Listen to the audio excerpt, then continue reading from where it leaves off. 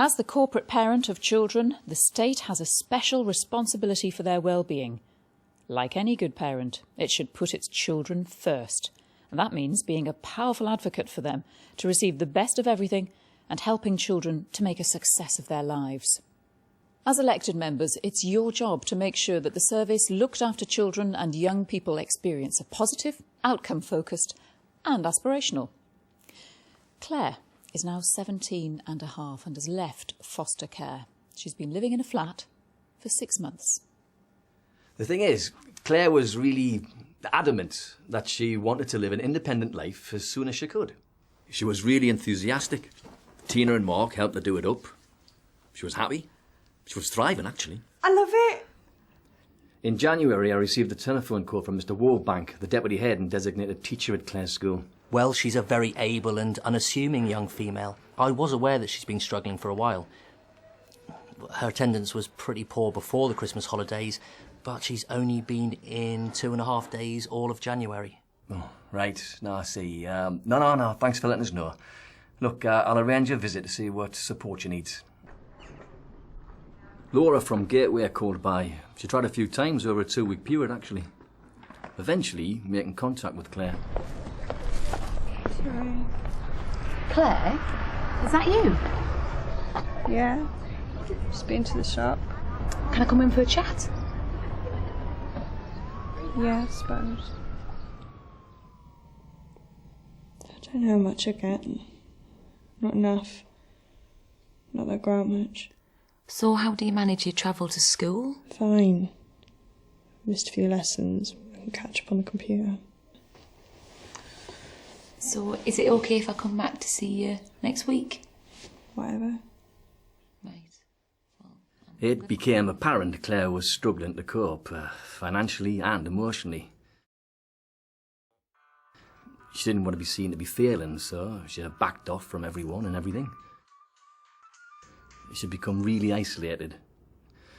We didn't really realise just how bad things had become for her until she opened up to Tina. I'm just like my mum. I am. And she ruins everything. She pushes everyone away. I'm just like her. Come on, Claire. You've been doing really well. You are doing really well. No, I'm not. You don't know. I don't even go to school anymore. I can't do it. I don't want to go back. They will think I'm weird, I'm fat, and ugly. Oh, Claire, love, you're not. Oh, no. It's all right. It's all right. I can't. Oh, it'll be all right. It will. It'll be all right. We had to seek permission for Claire to return to being accommodated under Section 20 Children Act 1989. Well, for me, the only option to maximise Claire's potential was to allow her to buy into medical and non-medical intervention in a secure, safe environment. Claire!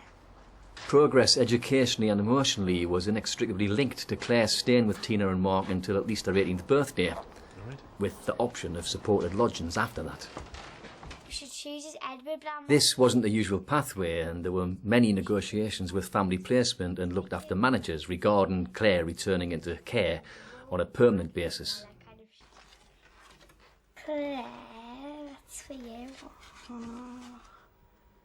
Thankfully, with many services working together to meet the needs of Claire, this was granted. Mr. Wallbank in particular was a good corporate parent to Claire. He listened to her and he allowed her time out. And when Claire was ready, he helped her to think about her options. And with the support from the educational team at the virtual school, she was able to return to sixth form and complete her A-levels. She's now no longer on antidepressants. She's got a good, solid circle of friends. Can I have some bread and butter, please? Yeah, sure. Is that everything? That's everything, thanks. Okay. She's got a part-time job at a cafe, which she loves.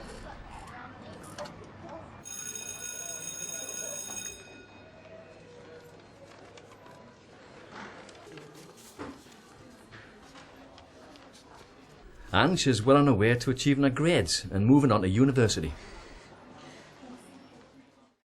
Looked after children and young people may have significant and complex needs, but with the right amount of care, support, stability and opportunity, they can overcome these barriers to develop their full potential and play an active part in society. As a good corporate parent, ask yourself, is this good enough for my child? Is this good enough for me? What could I do better?